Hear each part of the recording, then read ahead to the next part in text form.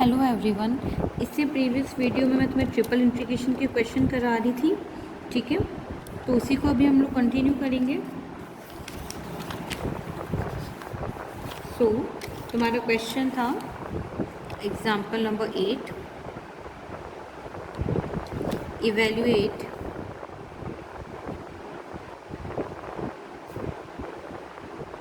Triple integration x to the power l minus m, y to the power m minus 1 and z to the power n minus 1 dx dy dz। अच्छा देखो, question देख के हमें पता चल रहा है ये हमने इस टाइप का फॉर्म हमने पहले पढ़ रखा है। क्वेश्चन में क्या फॉर्म था हमारा? डिरिचलेट इंटीग्रल वाला ही फॉर्म है कहीं ना कहीं, देखो। तो यानी क्वेश्चन उसी से सॉल्व होगा। शॉर्ट हिंट बता रही हूँ मैं क्वेश्चन करने का, ठीक है। हमें इसकी वैल्यू फाइंड करनी है जहाँ पे हमें गिवन है way of x by a square the power p plus y by b to the power q plus z by c to the power r is less than equal to. ठीक है, हमें इसकी value find out करनी है और हमें reason given है that x by a to the power p plus y by b to the power q plus z by c to the power r is less than equal to 1। देखो इसका solution क्या हो जाएगा,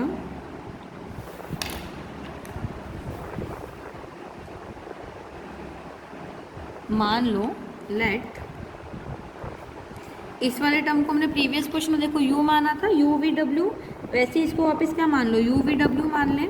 तो हमने माना that let x by a to the power p equal to u, ठीक है। y by b to the power q हो जाएगा हमारा v and z by c to the power r, ये मेरा हो जाएगा w, ठीक है। इसको मैंने u, इसको v और इसको w मान लिया। अब मैं क्या करूँ, इसको दोनों साइड इंटीग्रेट कर लूँ तो ये मेरा क्या हो जाएगा। अच्छा, इसको एक बार इस तरीके से लिख दो, ये क्या हो जाएगा u a to the power p y to the power q equal to v b to the power q z to the power r equal to w c to the power r। दोनों side इसमें integrate कर लेंगे तो ये मेरा क्या हो जाएगा, dx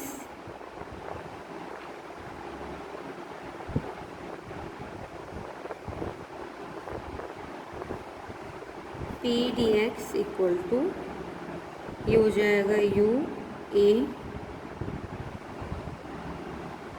u to the power 1 upon p minus 1,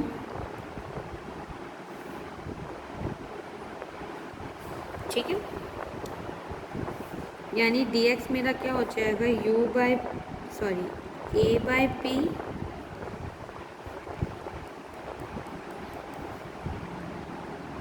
u to the power 1 by p minus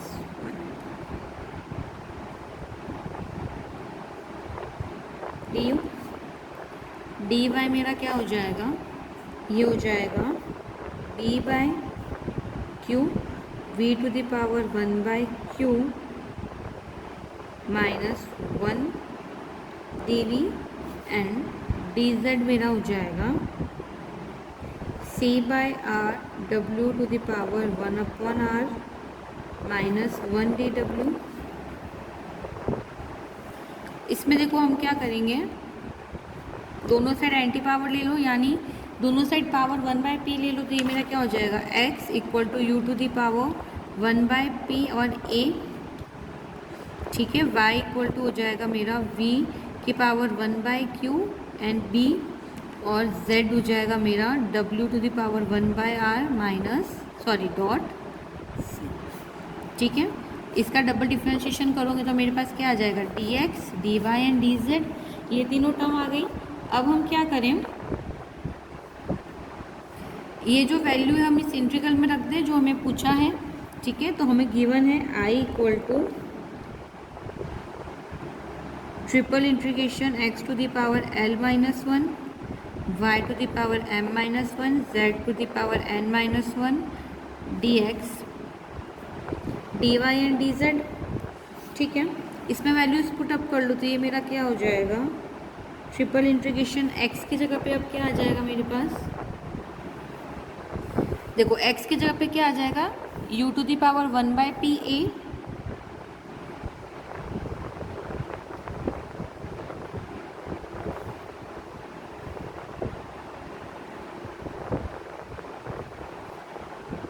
ये मेरी x की वैल्यू हो गई। इसमें पावर आ जाएगा मेरा l-1, ठीक है। ये x की वैल्यू थी u to the power 1/pa और उसमें पावर क्या है l-1, ठीक है। y की जगह पे क्या आ जाएगा v to the power 1/qb और पावर आ जाएगा m-1। z की जगह पे देखो क्या आ जाएगा मेरा w power 1/rc to whole power n-1। अच्छा dx dy dz की जगह पे ये तीनों टर्म लिख सकते हो, तो ये मेरा हो जाएगा a/p u की power 1/p -1 b/q v to the power 1/q -1 c/r w to the power 1/r -1 and dv du dv dw, ठीक है। इसको एक ही लाइन में लिखना पूरा, मेरी स्पेस नहीं थी तो मैंने उसको नीचे लिखा। ये पूरा क्या है, एक ही इंटीग्रेशन टर्म चल रहा है। तो देखो आई की वैल्यू तुम्हारी क्या हो जाएगी, ए टू द पावर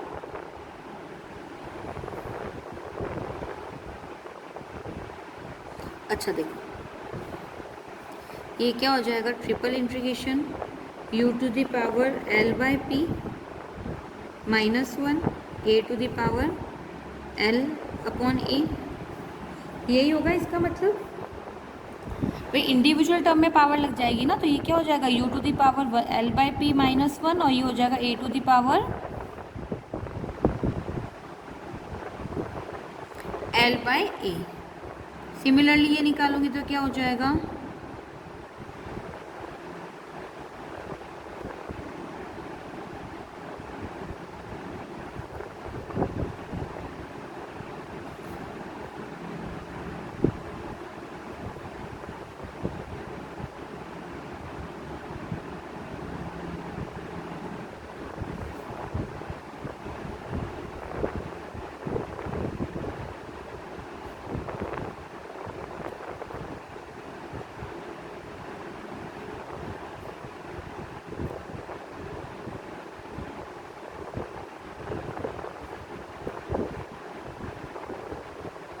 तो देखो एक एक टर्म तो कैंसिल आउट हो जाएगी, तो मेरे पास क्या बचेगा, i equal to a to the power l constant है बाहर, b to the power m constant है बाहर, c to the power n constant है बाहर।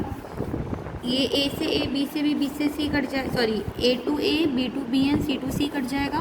तो मेरे पास क्या बचेगा, सिर्फ ये हो जाएगा मेरे पास pqr, अंदर बचेगा triple integration u to the power l/p -1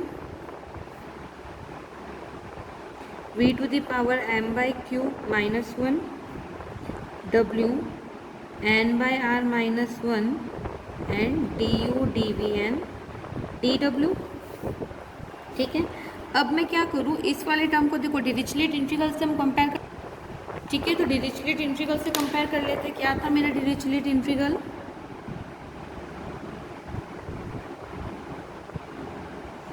that triple integration x to the power l minus 1 m to the power n minus 1 sorry y to the power m minus 1 and z to the power n minus 1 dv equal to gamma l gamma m upon l plus m plus n plus 1। तो देखो compare करूँगी तो मेरे पास क्या आ जाएगा, l की जगह पे आ जाएगा l/p, m की जगह पे आ जाएगा m/q और n की जगह पे आ जाएगा n/r। इस डिरिचलेट इंटीग्रल में रख लूँ तो वैल्यू मेरे पास क्या आ जाएगी, i equal to a to the power l b to the power m c to the power m pqr l/p m/q n/r upon gamma 1/p sorry l/p m/q n/r plus 1, और ये ही मेरा required solution है, ठीक है। सो I hope ये question अच्छे से समझ में आ गया होगा। मैंने इसको क्या किया, सिंपली सॉल्व करके डिरिचलेट इंटीग्रल में चेंज किया और फिर कंपेयर करके इसकी सीधी वैल्यू रख ली। क्लियर है? ये चीज़ ध्यान देना कि इसको मैंने u, v और w कंसिडर किया था, तो यहाँ पे कंडीशन क्या हो जाएगी, u plus v plus w is less than equal to 1। So I hope ये क्वेश्चन अच्छे से सभी को समझ में आ गया होगा। अब हम नया टॉपिक स्टार्ट करने वाले हैं जिसका नाम है हमारा volume and mass of solid. ठीक है, नया टॉपिक है हमारा volume and mass of a solid.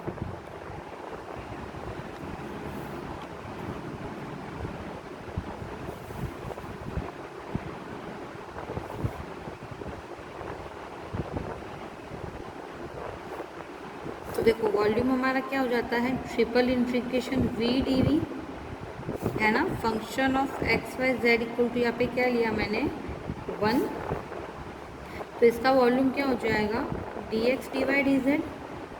ठीक है, ये तो हुआ वॉल्यूम की बात। And if density of a body, अगर बॉडी की हमें डेंसिटी यानी उसका अगर घनत्व दिया हुआ है, क्या rho equal to f x y z. Rho हमें क्या गिवन है, f of x y z. इस केस में जो इसका मास है वो मेरा क्या हो जाएगा, volume integral of rho d v यानी triple integration v f of x y z d x d y है। क्लियर हो गया? ये हो गया तुम्हारा वॉल्यूम और ये हो गया तुम्हारा मास। ठीक है, अब हम इसी से रिलेटेड कुछ क्वेश्चन करते हैं। सो एग्जाम्पल नंबर फर्स्ट क्या है तुम्हारा, that find the volume of a ellipsoid in a first positive contact, यानी फाइंड द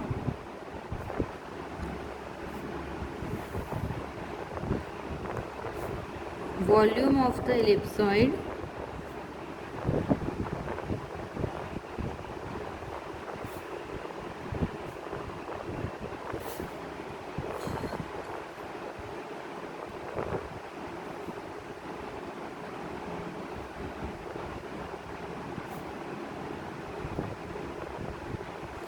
एलिप्सॉइड की इक्वेशन हमें क्या गिवन है, x square upon a square plus y square upon b square plus z square upon c square equal to 1। तो देखो सबसे पहले तो हम क्या करेंगे, लिमिट फाइंड करेंगे। ठीक है, अच्छा हमें एक और चीज़ क्या गिवन है, जो एलिप्सॉइड है वो किस में है, फर्स्ट पॉजिटिव ऑक्टेंट में है। ठीक है, तो सबसे पहले हम लिमिट निकाल लें, लिमिट ऑफ जेड। तो देखो फर्स्ट ऑक्टेंट में तो मेरा z इक्वल टू क्या हो जाएगा, 0 हो जाएगा। अच्छा यहाँ से सबसे पहले हम z की वैल्यू निकालेंगे, तो देखो क्या आ जाएगी, लिमिट से पहले इसको सॉल्व करके z की वैल्यू निकालते हैं। तो ये क्या हो जाएगा, z square upon c square equal to 1 minus x square upon a square minus y square upon b square, यानी जेड स्क्वायर इक्वल टू क्या हो गया, c square 1 minus x square upon a square minus y square upon b square. यहाँ से z की value क्या मिल जाएगी हमें, c under root 1 minus x square upon a square minus y square upon b square. ठीक है, यहाँ से सबसे पहले मैंने क्या किया, z की वैल्यू निकाल दी। ठीक है, अब हम क्या करें, लिमिट निकाल लो, limits of ellipsoid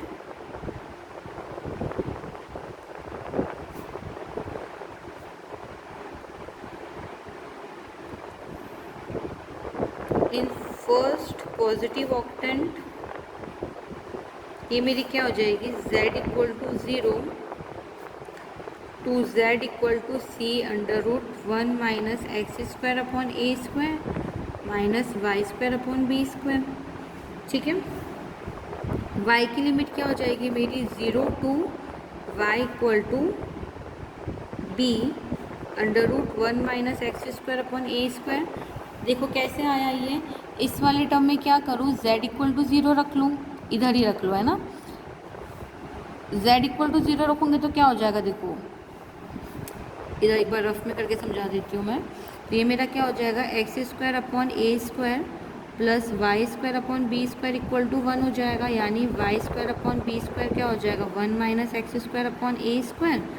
Y square की वैल्यू क्या आ जाएगी, b square 1 minus x square upon a square.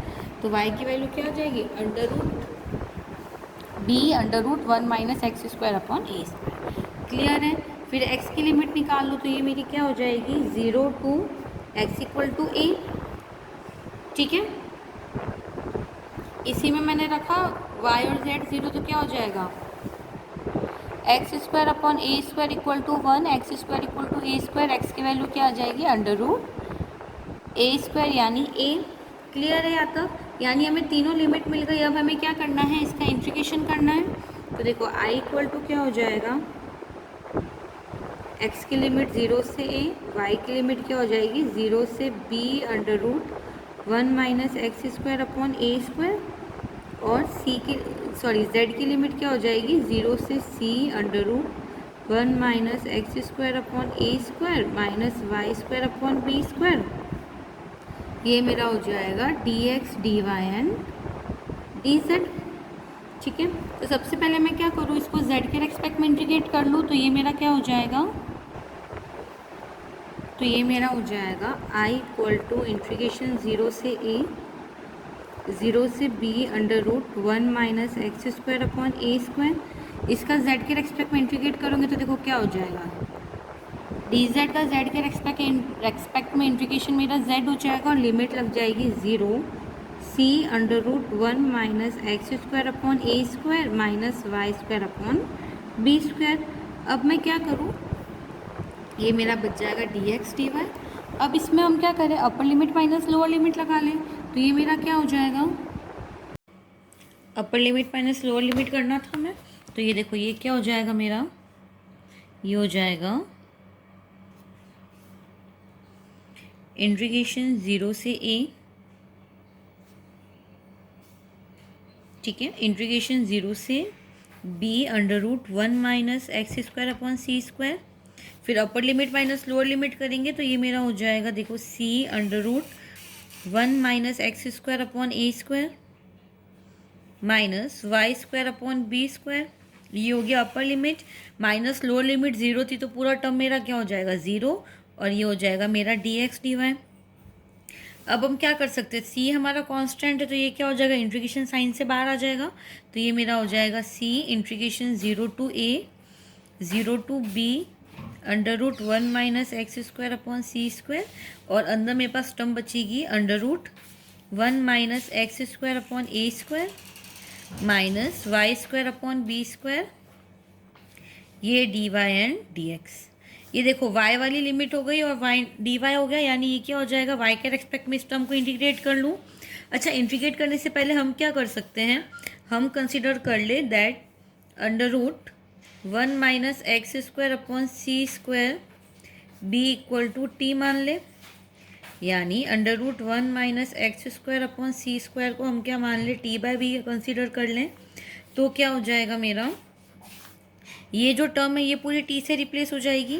तो ये हो जाएगा c integration 0 to a 0 to t और अंडर रूट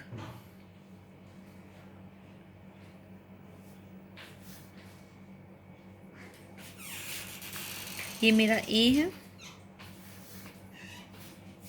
तो देखो 1 minus x square upon a square की वैल्यू क्या हो जाएगी, टी बाय बी।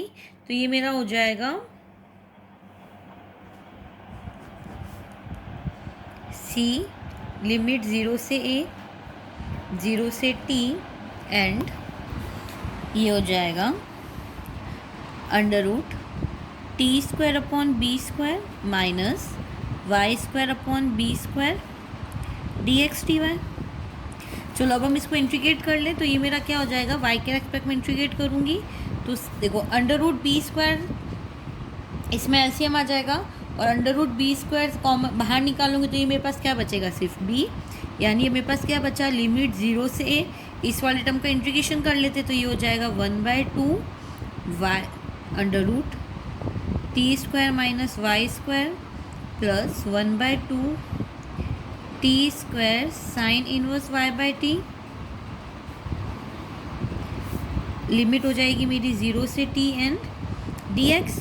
सिंपली मैंने इंटीग्रेशन फॉर्मूला इम्प्लीमेंट किया है t square minus y square में, क्योंकि under root b square calcium लेके बाहर निकालूंगी तो सिर्फ b बचेगा तुम्हारे पास बाहर। चलो अब इसमें क्या करूँ, upper limit minus lower limit लगा लूँ, तो ये मेरा हो जाएगा c by b integration 0 to a 1/2 t square and 1/2 pi dx।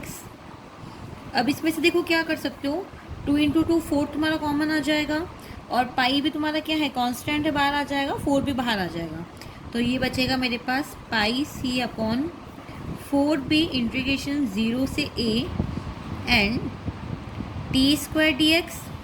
अच्छा टी स्क्वायर की वैल्यू देखो मेरे पास क्या है, टी स्क्वायर हो जाएगा बी स्क्वायर और 1 minus x square upon a square, तो यहाँ पे टी स्क्वायर की वैल्यू रख लो, तो ये मेरा हो जाएगा pi by c 4 by b integration 0 से a b square and 1 minus x square upon a square dx।